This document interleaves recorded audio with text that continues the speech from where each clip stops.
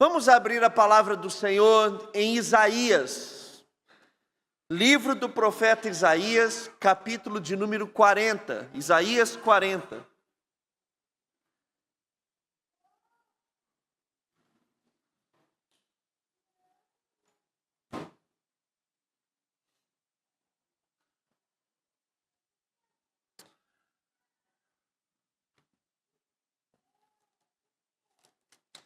Nós vamos fazer a leitura, ainda que vamos trabalhar o capítulo inteiro, mas nós vamos nos deter inicialmente na leitura do verso 27 até o verso de número 31. Especialmente o verso 31. Isaías 40, a partir do verso de número 27.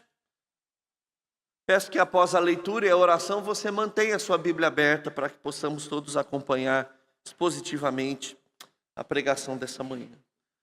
Diz assim a palavra do nosso Deus, texto inspirado pelo Senhor. Por que então você diz, ó Jacó, e você fala, ó Israel, o meu caminho está encoberto ao Senhor e o meu direito passa desapercebido ao meu Deus? Será que você não sabe, nem ouviu que o eterno Deus, o Senhor, o Criador dos confins da terra, não se cansa, nem se fatiga? A sabedoria dele é insondável. Ele fortalece o cansado e multiplica as forças ao que não tem nenhum vigor. Os jovens se cansam e se fatigam. E os moços de exaustos caem, mas os que esperam no Senhor renovarão as suas forças, sobem com asas como águias, correm e não se cansam, caminham e não se fatigam.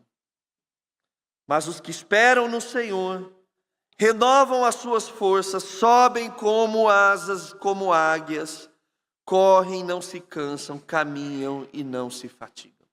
Vamos orar. Senhor, muito obrigado por esse culto, onde nós já tivemos a oportunidade de ler a Tua palavra em conjunto. Tivemos a oportunidade de cantar juntos, ó Deus, que bênção. Não em casa, no nosso tempo devocional, mas como família. Cantamos que somos o Teu povo, somos igreja. Cantamos que poder e honra pertencem ao Senhor. E agora temos a oportunidade de sermos alimentados mais uma vez pela Sua palavra. Portanto, que o Senhor fale aos nossos corações pela Tua misericórdia, Senhor. É isso que nós pedimos em nome do Teu Filho Jesus. Amém. Queridos, nós somos o povo de um livro. Isso é muito legal. Tem muita gente que não entende o cristianismo por isso, porque as pessoas dizem assim: você segue um livro? Sim, nós seguimos um livro. Ainda que você fale, eu sou um discípulo de Jesus, eu creio em Deus.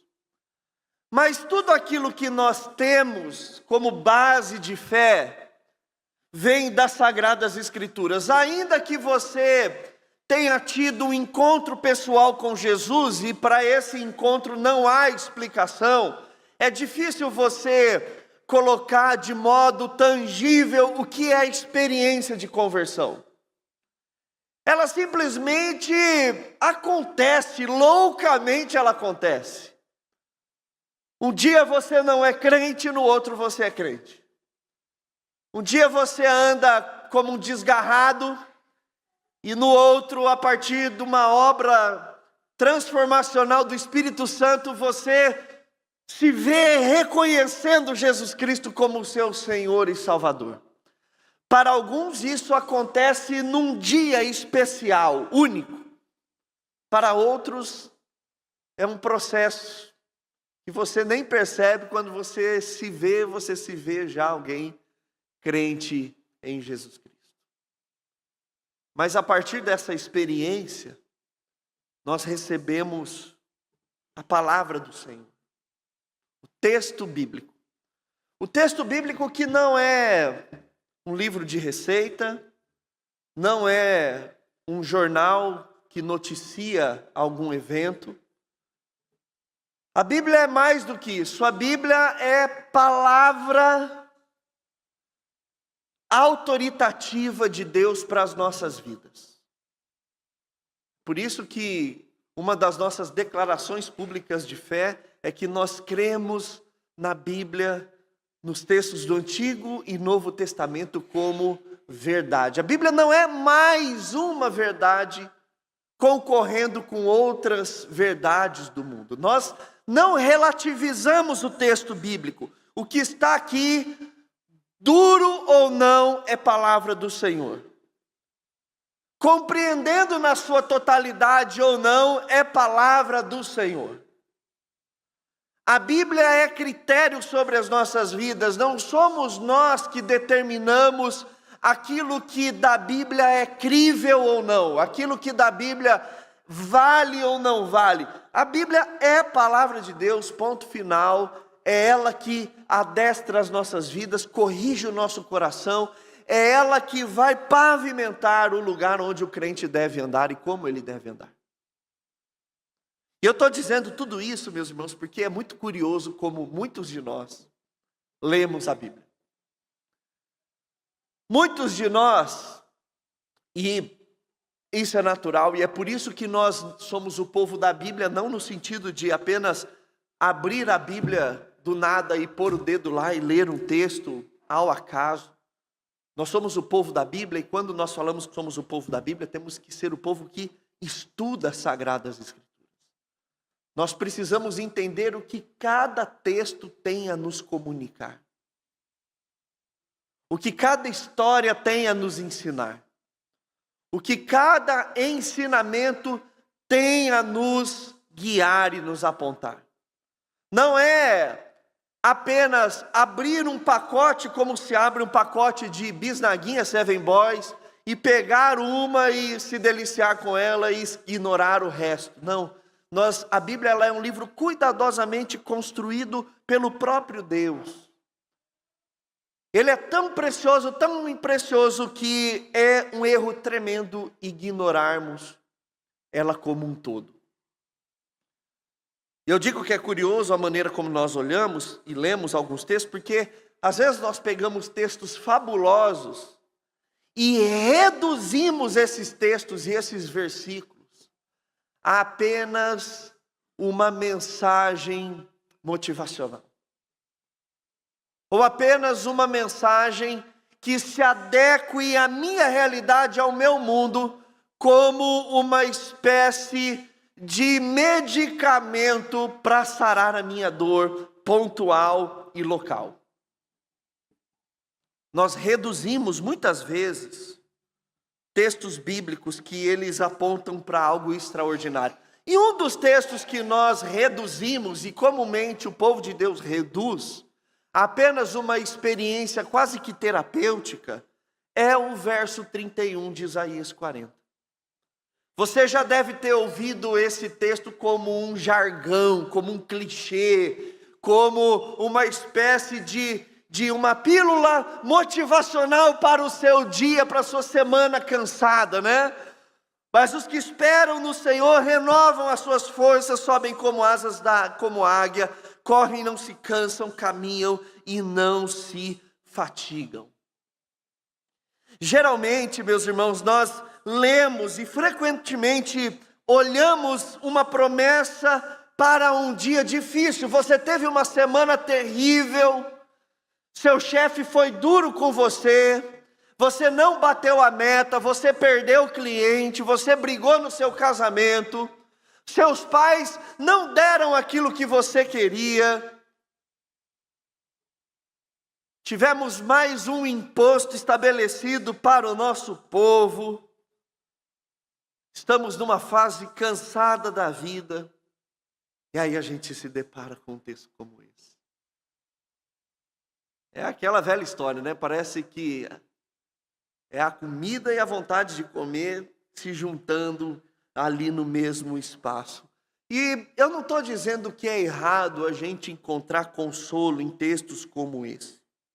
O problema é quando nós reduzimos uma passagem, um versículo como esse, a apenas isso. Apenas isso.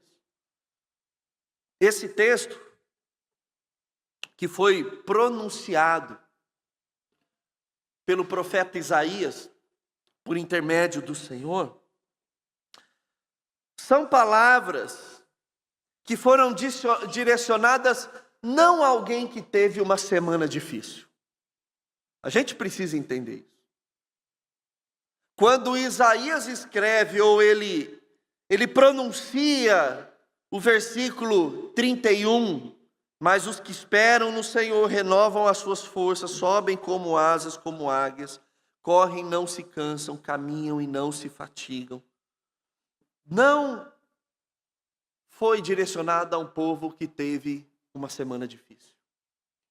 Da mesma maneira que nós, às vezes, conduzimos ou falamos como uma espécie de mantra quando nós temos uma semana difícil.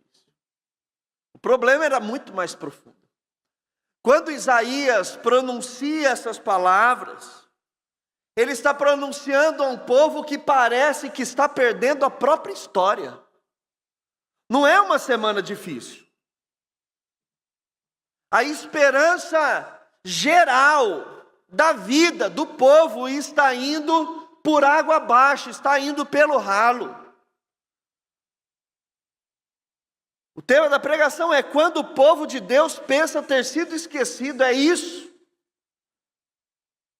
E não é eu sendo esquecido no meu cotidiano, é o povo de Deus. Deus abandonou a sua igreja, Deus abandonou o seu povo, Deus abandonou o mundo. Não é apenas uma semana difícil.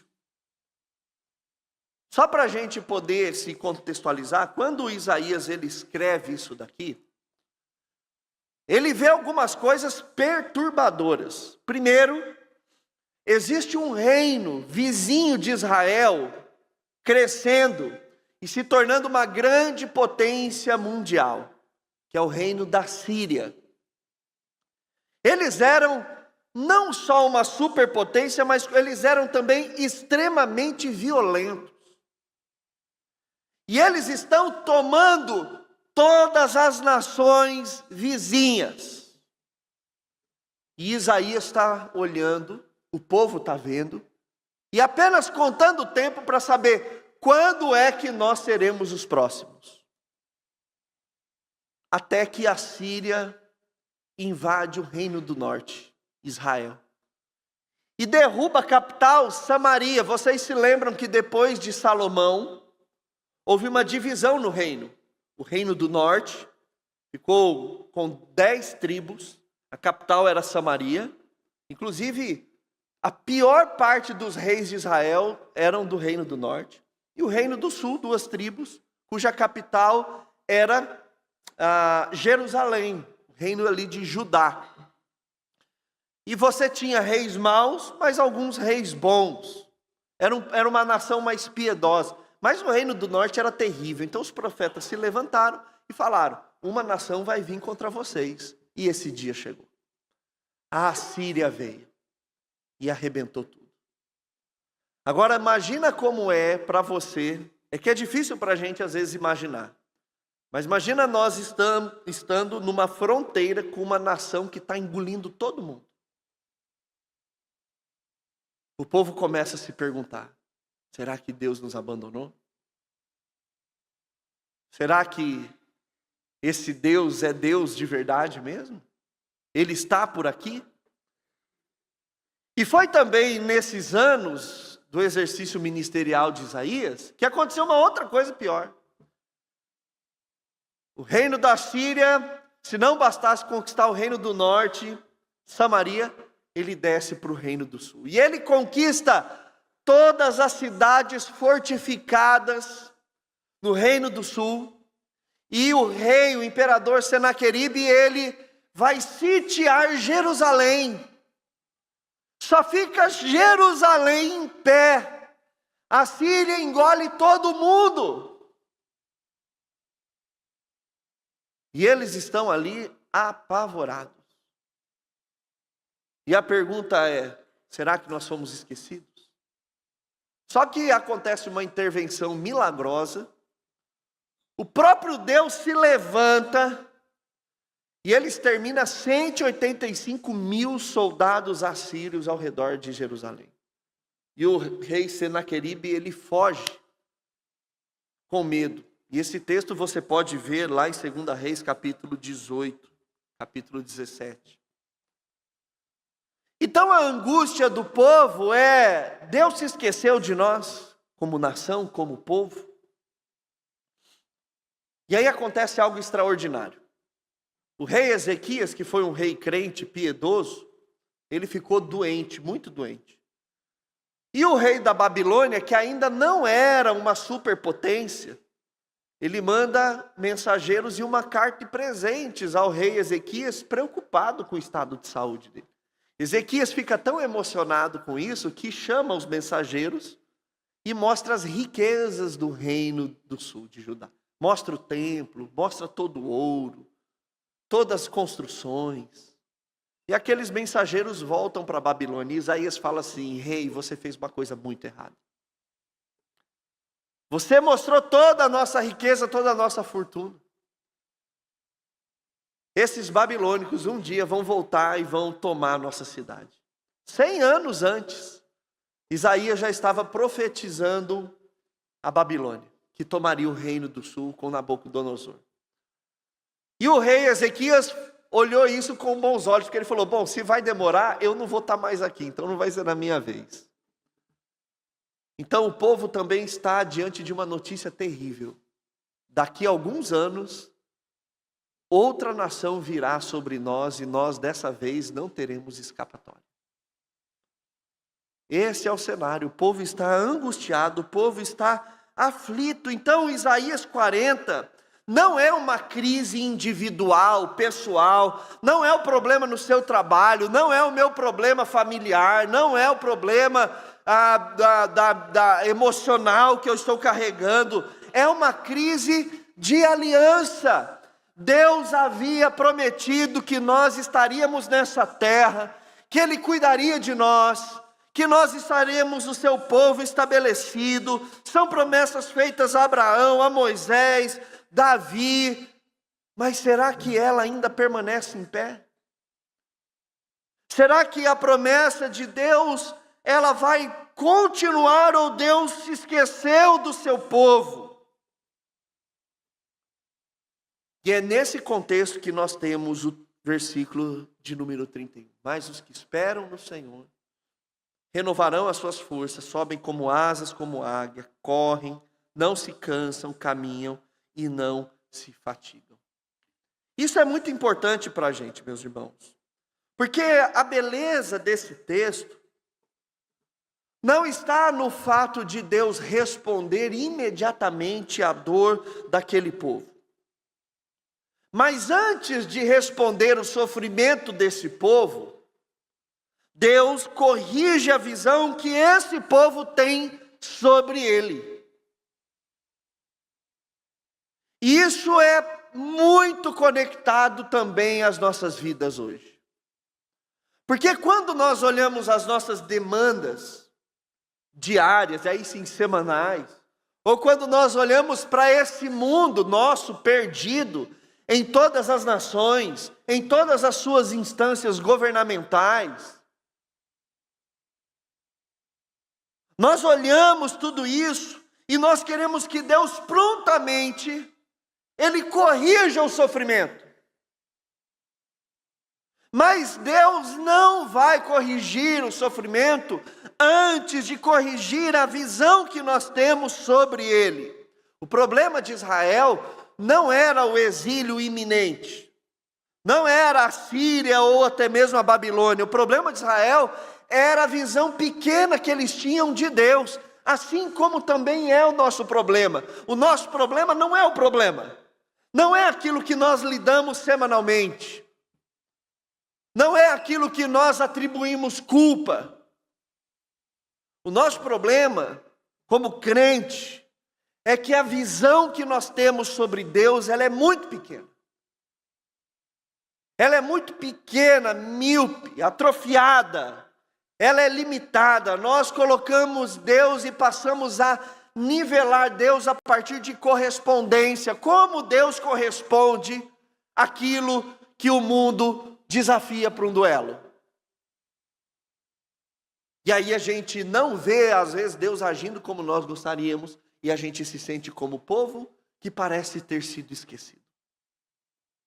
Eu e você já nos sentimos assim, crentes, cuja identidade parece que foi esquecida pelo Senhor. Deus não olha para mim, Deus não olha a minha vida, Deus se esqueceu de mim completamente. Às vezes a gente tem essa maneira. E por isso que Isaías, ele vai pronunciar a partir do Senhor 3 movimentos sobre esse problema do povo. E o primeiro deles, eu queria que você olhasse o verso de número 27. É o povo se queixando. É aqui que nós nos identificamos. Nós, como povo de Deus, nos queixamos e nos queixamos a partir daquilo que Deus ele diz ser. Por que então você diz, ó Jacó, e você fala, ó Israel? A evocação de Jacó e Israel aqui é uma clara afronta contra Deus a partir de promessas que Deus fez a Jacó.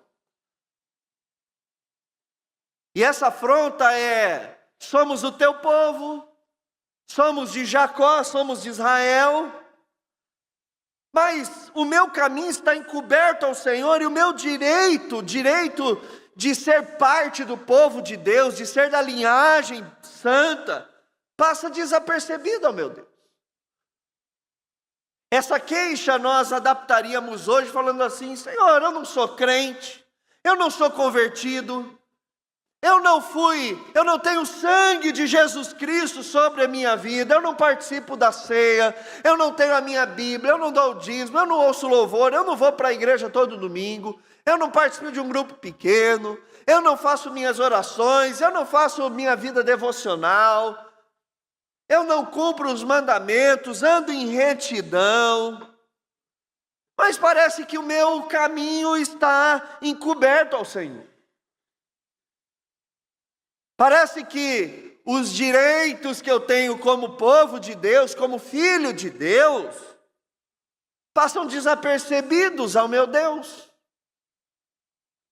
Quantas vezes a gente também se queixa? Repare, Israel não está dizendo, o povo não está dizendo, estou cansado. O problema não é o cansaço. O que ele está dizendo, e o problema é, Deus não está me vendo. E muitas vezes a nossa angústia, a nossa aflição, não é pelo cansaço, que a gente sabe que a vida aqui ela é cansativa. O problema é que parece que Deus simplesmente fechou as portas do céu e ele está lá num quartinho lá vendo série de Netflix e não está vendo a minha vida. Às vezes a nossa noção é isso. O povo está interpretando a circunstância como se fosse abandono de Deus. A gente interpreta assim. A gente olha a circunstância ao nosso redor, como ela é desfavorável, a gente interpreta sempre ela como Deus está me abandonando. Em qualquer área da nossa vida, a gente interpreta a circunstância como o abandono de Deus. Essa demora do cumprimento da promessa parece que é ausência. Quem de nós nunca foi tentado a imaginar ou questionar essa demora de Jesus voltar? Faz mais de 2000 anos que o povo está esperando. Será mesmo? Será mesmo que ele vai voltar? Ou mais uma geração de crente que vai morrer e vai se encontrar com o Senhor através da morte, não através da vinda dele. Isso começa a piorar, se é que depois da morte tem alguma coisa. Essa é a maior da nossa tentação, perder a perspectiva do futuro. E essa era uma das maiores tentações do povo da aliança, como nós vimos aqui no texto. Porque quando as circunstâncias elas parecem contradizer aquilo que a Bíblia ela está falando, quando a promessa parece se demorar, nós começamos a interpretar a providência divina a partir da nossa dor, a partir daquilo que não aconteceu. A gente começa a interpretar a obra de Deus a partir disso.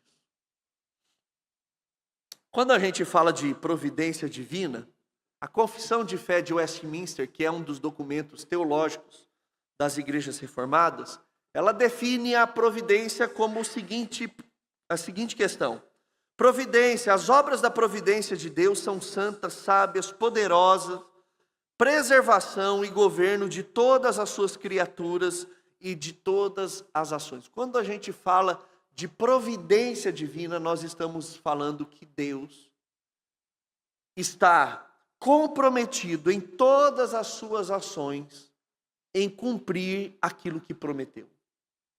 Isso que é providência divina. Mas quando nós estamos num ambiente circunstancial de dor, parece que essa providência ela fica ferida, afligida. Então, meus irmãos, providência é Deus governando a história para cumprir o seu propósito. E pode ter certeza, isso vai acontecer. Ainda que as circunstâncias, elas nos gerem questionamentos ou a ideia de que parece que Deus se esqueceu do seu povo. E é isso que o povo de Deus está se queixando no verso 27. O problema não é a fidelidade de Deus, mas é a maneira como esse povo estava percebendo Deus a partir das circunstâncias. Tudo está ruim. Tudo está desfavorável. Parece, é o que diz o verso 27, que o nosso caminho está encoberto ao Senhor, que o nosso direito está desapercebido do nosso Deus. Talvez nós estamos também nos identificando, somos esse povo queixoso, que ao olhar as circunstâncias achamos que Deus se esqueceu da sua promessa e da sua aliança. Mas aí vem o segundo movimento, que Isaías no verso 28 vai mostrar que Deus não se cansa, é a revelação de um Deus que não se cansa. Olha só o que ele diz: será que você não sabe, nem ouviu que o eterno Deus, o Senhor, o Criador dos confins da terra, não se cansa e não se fatiga? A sabedoria dele é insondável. O problema é que nós não sabemos o tamanho da infinitude da sabedoria do Senhor, mas Deus não é como a gente acha que Ele é. Ele é muito mais. Olha só no verso 12, até o verso de número 26 do capítulo 40. Quem na concha de sua mão mediu as águas e tomou a medida dos céus a palmos? Quem recolheu o pó da terra na terça parte de uma vasilha e pesou os montes e as colinas numa balança? Quem guiou o Espírito do Senhor? Ou como seu conselheiro o ensinou? Quem? Ou com quem ele se aconselhou para que lhe desse compreensão? Quem lhe ensinou a vereda da justiça? Ou quem lhe ensinou sabedoria? Ou quem lhe mostrou o caminho do entendimento? Vocês estão com medo da Síria? Olha o verso 15. Eis que as nações são consideradas por ele como um pingo que cai de um balde, e como um grão de pó na balança. Eis que ele carrega as ilhas como se fossem pó fino. O Líbano não seria suficiente para o fogo, e os animais de lã não bastariam para o holocausto. Diante dele todas as nações são como coisa que não é nada. Ele as consideram menos do que nada, como um vácuo. Com quem vocês querem comparar Deus? Com que imagem vocês o podem confrontar? Quanto à imagem, esta é moldada pelo artífice, depois o ourives a reveste de ouro e forja correntes de prata para ela. O pobre que não pode fazer tal oferta escolhe madeira que não apodrece e procura um artífice perito para fazer uma imagem esculpida que não oscile. Será que vocês não sabem? Será que vocês não ouviram? Será que isso não lhes foi anunciado desde o princípio? Vocês não entenderam isso desde a fundação do mundo? Vocês não atentaram para os fundamentos da terra? Ele, Deus, é o que está sentado sobre a cúpula da terra, cujos moradores são como gafanhotos. É Ele que estende os céus como cortina e desenrola como tenda para neles habitar. É Ele quem reduz a nada os príncipes e torna em nulidade os juízes da terra. Mal foram plantados e semeados, mal se arraigou na terra o seu tronco, já secam quando um sopro passa por eles, uma tempestade os leva como palha. Com quem vocês vão me comparar? A quem eu seria igual, diz o santo? Levantem os olhos para o alto e vejam quem criou as coisas, aquele que fez sair o seu exército de estrelas, todas bem contadas, as quais ele chama pelo nome, por ser ele grande em força e forte em poder, nenhum só vem a faltar. O que Isaías ele está dizendo é que nós precisamos nos lembrar de quem é Deus. Isaías precisa lembrar esse povo que está atemorizado pela circunstância de que Deus é incomparável. Olha que coisa interessante, a resposta divina ela não começa falando do povo. Ele não começa falando do meu povo, a resposta divina começa falando sobre quem é Deus. E é essa resposta que nós precisamos quando nós estamos abalados circunstancialmente, achando que parecemos ser um povo esquecido. Nós não precisamos de respostas que pontualmente tratem daquilo que nós estamos levando para Deus como demanda. Nós precisamos nos lembrar de quem é o nosso Deus. E o povo aqui tinha história, assim como nós temos histórias do cuidado de Deus e da soberania de Deus e do cuidado e do domínio de Deus sobre tudo. A argumentação aqui é simples. Se Deus sustenta as galáxias, se Ele não perdeu o controle em nenhum momento da redenção, se Deus governa os céus, certamente Ele continua governando esse povo, certamente Ele continua governando as nossas vidas. Nós precisamos nos lembrar de quem é Deus quando nós estamos acuados. É isso que nós precisamos. Quando nós estamos nos queixando, a resposta não é a resposta de Deus para a nossa queixa. A resposta é nos lembrarmos de quem Deus é. E é isso que ele faz aqui no verso de número 28. A resposta para esse desespero de Israel não era uma mudança imediata das circunstâncias, mas era uma visão renovada da grandeza de Deus. É isso que nós precisamos. E o terceiro movimento que Isaías ele vai fazer, no verso 29 e 31, é mostrar a esperança daqueles que esperam no Senhor. Ele fortalece o cansado, verso 29. Multiplica as forças aos que não têm nenhum vigor. Os jovens se cansam e se fatigam, e os moços de exaustos caem. Mas os que esperam no Senhor renovam as suas forças, sobem como asas como águia. Correm, não se cansam, caminham e não se fatigam. Então é somente depois dele revelar quem ele é, quem Deus é, que Deus fala o que fará. Essa também é a mesma métrica da nossa vida. A gente se queixa, a gente precisa se lembrar quem ele é. E aí só depois ele diz aquilo que ele vai fazer. E uma coisa que é interessante a gente notar nesse texto é que a imagem não é de pessoas extraordinárias. Porque na nossa visão ideal de mundo, o bom é ser jovem. Jovem não sofre com problema de visão, não sofre com artrite, artrose. Jovem vai no médico, nem sabe que é médico, muitas vezes, tem as exceções, né? Tem uns jovens aí que parece que tem 90 anos, né? Tem, né? Tem no médico toda hora, tomar remédio. Mas quem aqui já chegou numa idade e fala assim, quem dera ser jovem novamente. Quem dera ser moço, ser moça novamente. Mas o que Isaías está querendo dizer é que não existem pessoas extraordinárias. Ele vai dizer que, olha, os jovens se cansam, eles se fatigam.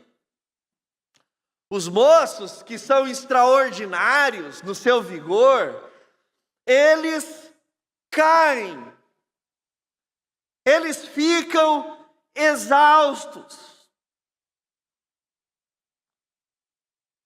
O que Isaías, através da revelação divina, está mostrando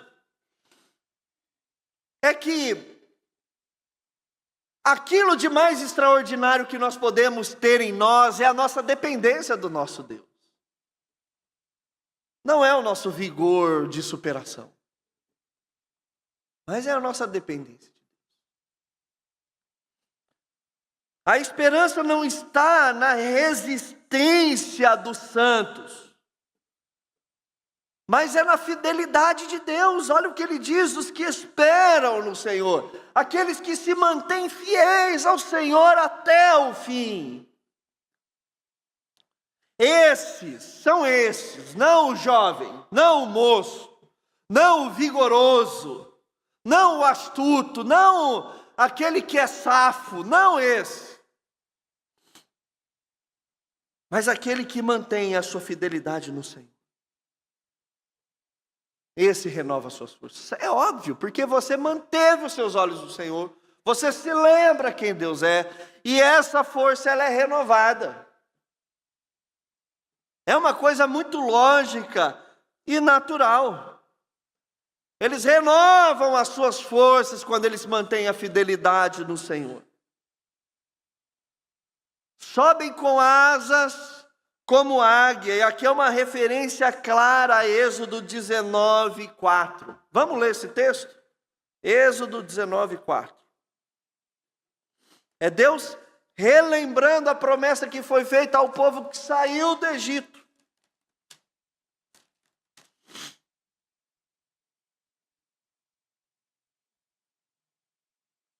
Olha que texto pontual. Deus se lembrando, ou Deus lembrando esse povo. Vocês viram o que eu fiz aos egípcios. Lembra? Rebentei com aquela nação. Mandei praga, abri mar, pus coluna de fogo, pus nuvem, fiz tudo. Vocês viram o que eu fiz com os egípcios. Como levei vocês sobre asas de águia e os trouxe para perto de mim. Esse é o objetivo, meus irmãos. O objetivo não é nem a terra prometida, é a gente estar perto do nosso Deus. É isso que Deus está fazendo com esse povo que está aflito. Esse povo que acha que Deus se esqueceu, Deus está lembrando. Não, eu lembro o que eu falei. Como asas de águias, eu vou trazer vocês para perto de mim. Os que esperam no Senhor, e não o jovem, é o que espera no Senhor, que se cansa, que corre e não se cansa, caminha e não se fatiga. Renovar no hebraico aqui significa abandonar a própria capacidade e receber algo novo. Isso é renovar. E estão recebendo do Senhor. Irmãos, é essa confiança que nós precisamos ter no Senhor. E eu quero concluir fazendo duas aplicações para as nossas vidas. Duas aplicações. Entendendo que Deus é aquele que nos sustenta como povo na sua travessia. A primeira delas é entender que a história é maior que o nosso cansaço. Lembra lá no início que eu falei que a gente tem uma tendência de ler textos bíblicos de uma maneira muito individual? A gente precisa entender que a Bíblia não é sobre mim. Não é sobre você. A Bíblia é sobre um povo que Deus escolheu. É sobre nós. Não é sobre a minha semana. É sobre como nós chegaremos ao final dessa jornada, apesar de semanas terríveis. Apesar de espinhos e ervas daninhas, apesar de circunstâncias que muitas vezes nos vencerão e nos colocarão no chão, apesar de situações que não serão resolvidas, apesar de coisas que nós oraremos e nós ouviremos Deus em silêncio, apesar disso, a história é muito maior do que o nosso cansaço pessoal. É isso que Deus está mostrando. Porque uma das maiores perdas, meus irmãos, da igreja moderna, é essa tendência de transformar todas as promessas bíblicas em promessas exclusivamente individuais. Está com problema? Joga um versículo bíblico lá que vai resolver as coisas. Pelo amor de Deus. Não é assim. O evangelho real não se parece com caixinha de promessa. Não se parece com caixinha de promessa. Quando nós lemos Isaías 40, 31, imediatamente, naturalmente, a gente pensa no nosso cansaço. Nós pensamos na nossa agenda, nós pensamos nos nossos problemas, nossas dificuldades. Mas Isaías 40, 31, ele está falando de algo muito maior. Ele está falando sobre uma história que vai ser e continua sendo preservada por Deus do começo ao fim. O que Deus está nos lembrando é que nós chegaremos ao final vitorioso. Não importa o que aconteça. Ainda que aqui seja uma desgraça, mas o nosso final nós chegaremos inteiros e completos. A promessa, ela vai permanecer. Deus, ele é fiel à aliança dele com o seu povo. Com a história que ele estabeleceu, nós chegaremos inteiros no final. Não com o mundo ideal da maneira como a gente quer e desenhou. Mas nós chegaremos nas asas do Senhor até o final. Esse texto não foi nos dado primeiramente para nos ensinar como sobreviver a uma semana difícil. Ele foi nos dado para que nós pudéssemos aprender e nos ensinar como o povo de Deus deve viver quando as promessas parecem desmoronar. Quando parece que Deus se esqueceu, textos como esse nos mantêm de pé. Mantém a nossa confiança no Senhor, os que esperam no Senhor. Textos como esse nos ajudam nisso. Irmãos,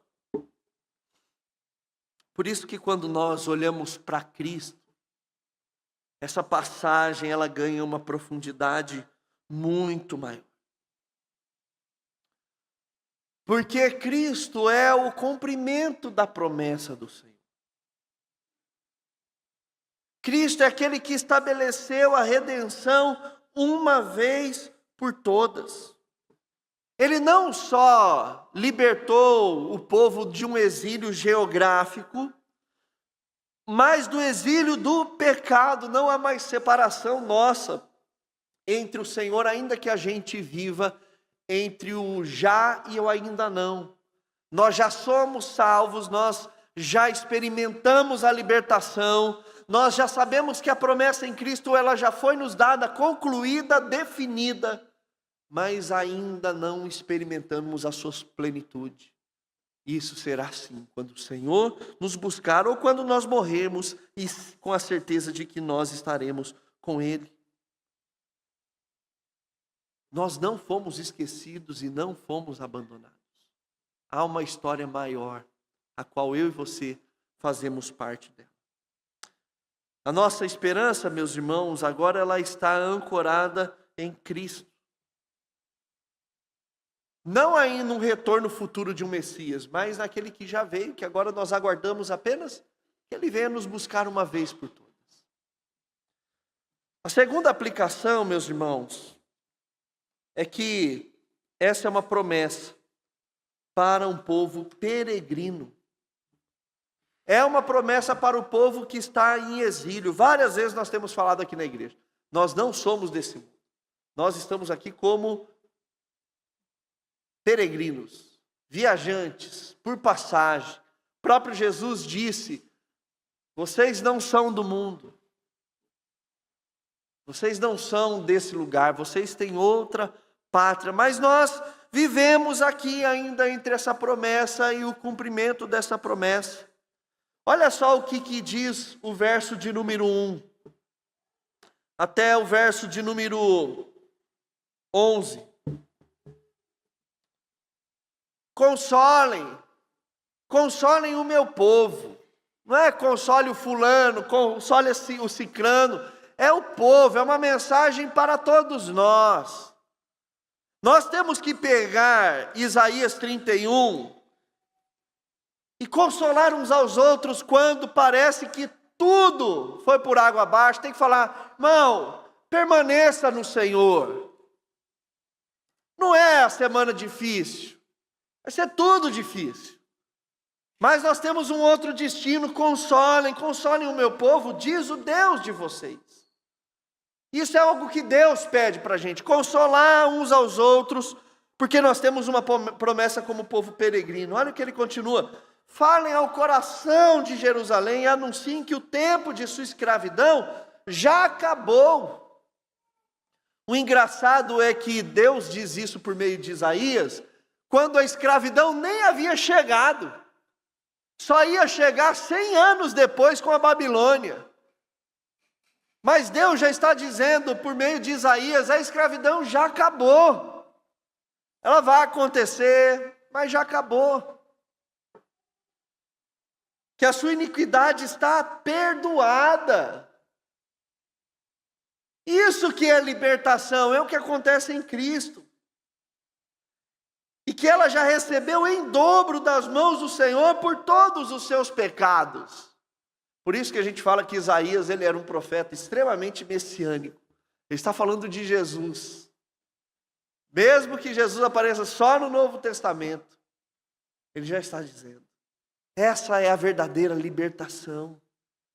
Essa é a verdadeira promessa. Vocês estão olhando em semana bonita, um chefe amigável, mais dinheiro na conta. Gente, libertação é um negócio muito maior do que isso. Consolem uns aos outros dizendo isso, que a gente já recebeu em dobro por todos os nossos pecados da mão do Senhor. Isso que é um absurdo. Essa é a graça absurda que nós recebemos.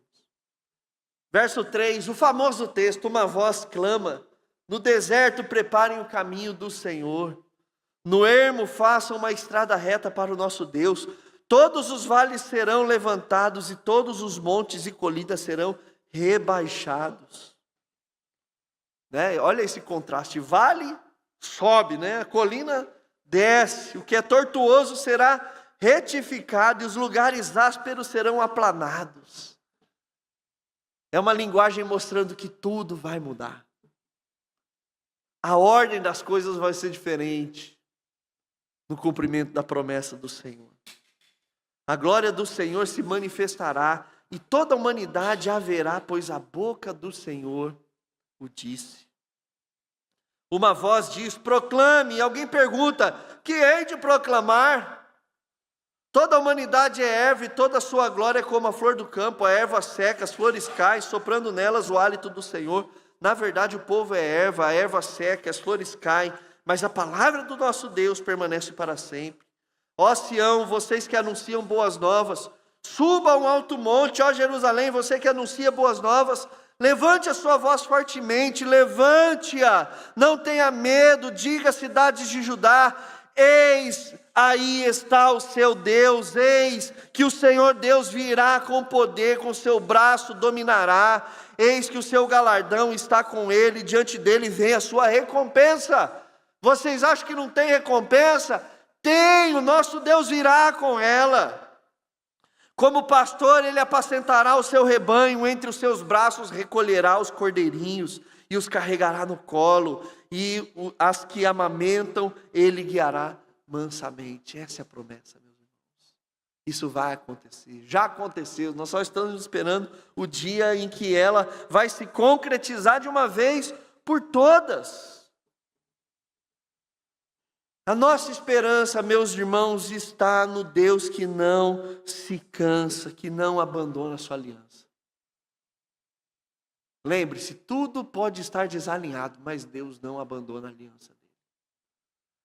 Nós nos envolvemos com o Evangelho não para que Deus mude a nossa realidade aqui e agora. Nós nos envolvemos com o Evangelho porque nós temos a certeza para a eternidade.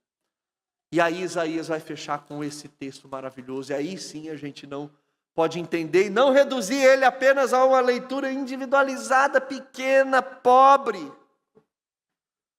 Os que esperam no Senhor não serão decepcionados. Os que esperam no Senhor continuam governando a história. Mas os que esperam no Senhor renovam suas forças. Sobem como asas, como águias, correm e não se cansam, caminham e não se fatigam. Irmãos, essa é a promessa do Senhor. Que quando nós acharmos, quando o povo de Deus achar ou pensar que Deus se esqueceu, que nós possamos permanecer confiando no Senhor, esperando na fidelidade do Senhor.